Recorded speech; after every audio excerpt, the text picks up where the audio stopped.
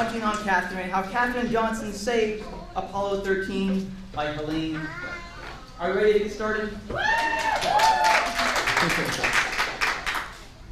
Here we go. Katherine loved to count. She counted the steps to the road, the steps up to church, the number of dishes and spoons she washed in the bright white sink. Who here knows how to count? Everybody?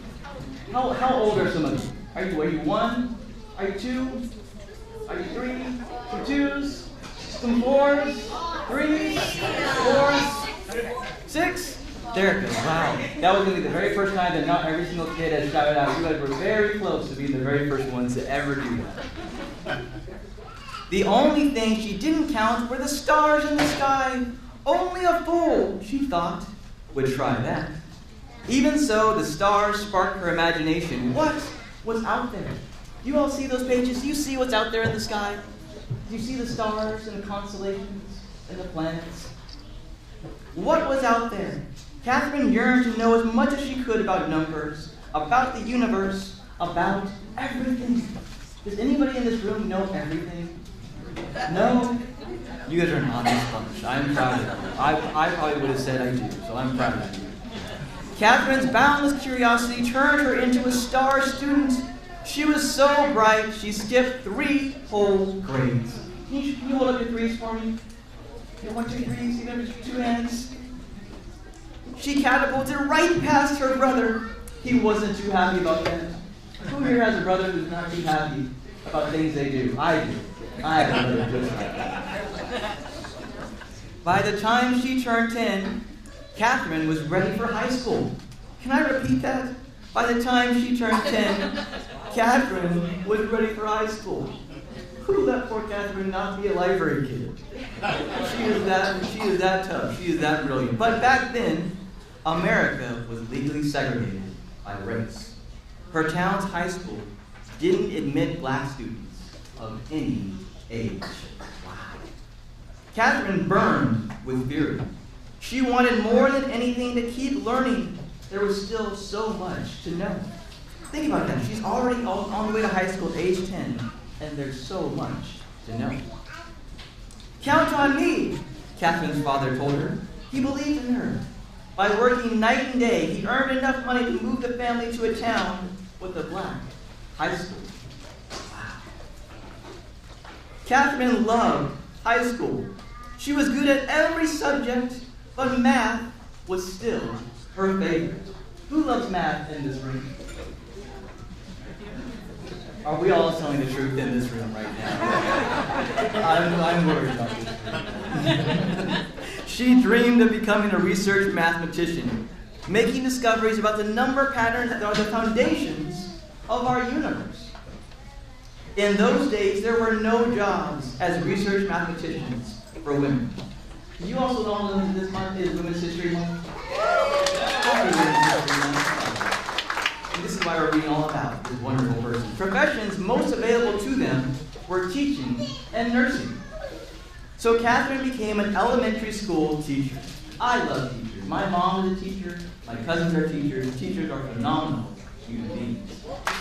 She liked her job, and she loved her students, but she never stopped dreaming about exploring numbers.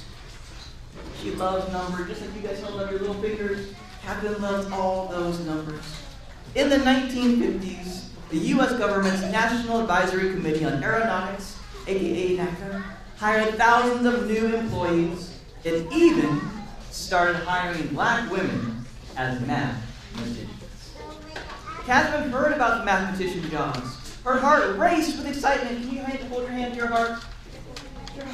Can you feel it beating? Perhaps her dream could come true after all. But when she applied for one of the positions, she was told they were already filled. Katherine had to wait a whole year until new spots opened up.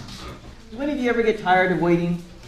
Waiting to wake up, waiting to go home, waiting for this guy to finish the story. But Katherine's patience paid off. She got the job. Way to go. A few years later, the Soviet Union sent a rocket ship into space, launching a space race with the United States, which is where we are. NACO was rolled into the new space agency, the National Aeronautics and Space Administration, aka NASA. Do any of you love NASA? Does anyone want to be an astronaut when they grow up? No? Wow, I wanted to be an astronaut. We have a future astronaut. I love that. I believe you can do that. That's so cool. Katherine now found herself at the heart of America's space program. She worked as a computer. Can you believe that? She was a computer before there were true computers. Electronic computers were not widely used yet, calculating long series of numbers. All the computers were women. They were given the tasks that the men thought were boring and unimportant because they just didn't know how to do it. That didn't bother Katherine. She knew that without her contribution, the spaceship couldn't reach its destination nor return safely to Earth. That's powerful. Here's why. Are you ready for the why? Yes. Sending a rocket ship into space is like throwing a ball into the air. You guys like balls, right? You guys like throwing things? Yeah? You get distracted? Yeah. You saw your library director get distracted by a shiny ball earlier this morning? That is the power of those things, isn't it? At first, the force of the throw sends the ball up, up, up. Can you guys do it with me? Up, up, up. But as its energy runs out, the ball's path curves back toward the ground. Where it lands depends on what angle it was thrown and how high and how fast it flew. Because math is a kind of language. Katherine could ask those questions. How high would the rocket ship go, and how fast would it travel, using numbers? And numbers would provide the all-important answer, where would it land? To find out, Katherine plotted the numbers she calculated on a graph. When she joined the points together, they formed a curved line. At one end of that line was Earth at the time the rocket ship launched. Can you guys point to the rocket ship in her drawing? Do you see it? You can see all the different rocket ships. They're right up there. And at the other one was where Earth could be when the ship landed. Katherine's reputation for accuracy and strong leadership skills, she was known for asking plenty of questions. Do you guys love questions? Yeah. What's your favorite questions? Let's test the room. What is anybody's favorite dinosaur? No. Are there any T-Rex fans? Yeah. What's your favorite dinosaur? Velociraptor. That is a great choice. Yes. T-Rex. I love the T-Rex too. And then there in the back. A T-Rex. T-Rex is the winner so far. Anybody else? A chelosaur. Oh, there's the pterodactyl. Yes, my friend. Godzilla. Brontosaurus? Brontosaurus? Very good choices. See? You guys love answering questions. Katherine loved those too. And it got her promoted to Project Mercury, a new program designed to send the first American astronauts into space. Mercury's missions were going to be dangerous. So dangerous that even the project's star astronaut, John Glenn, refused to fly unless Katherine okayed the numbers.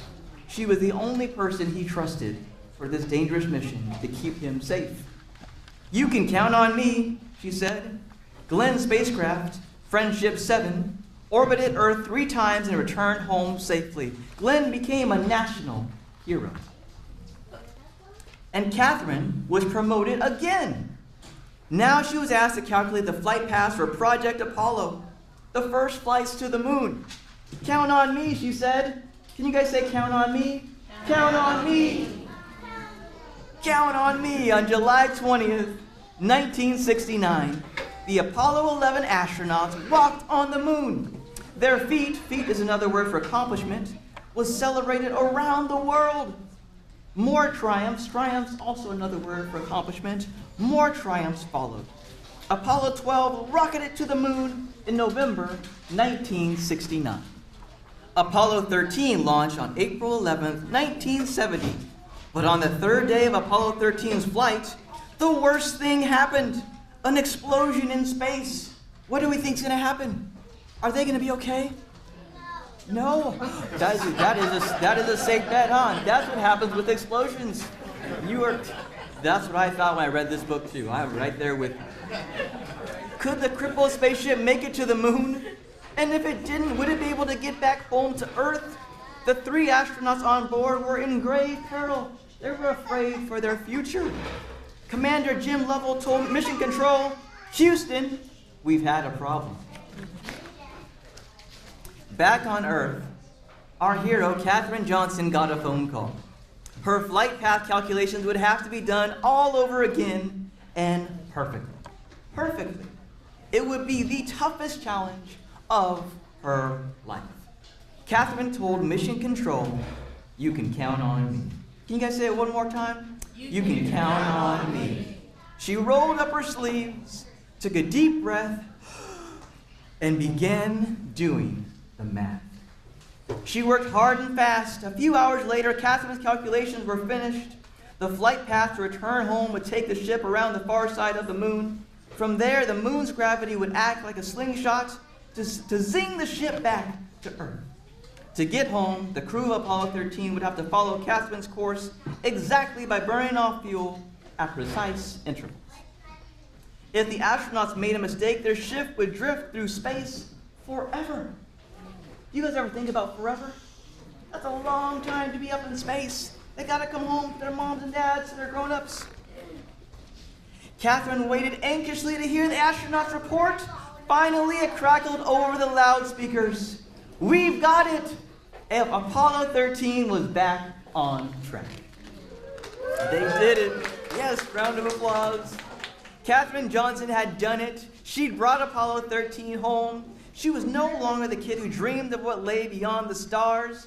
She was now a star herself. The end.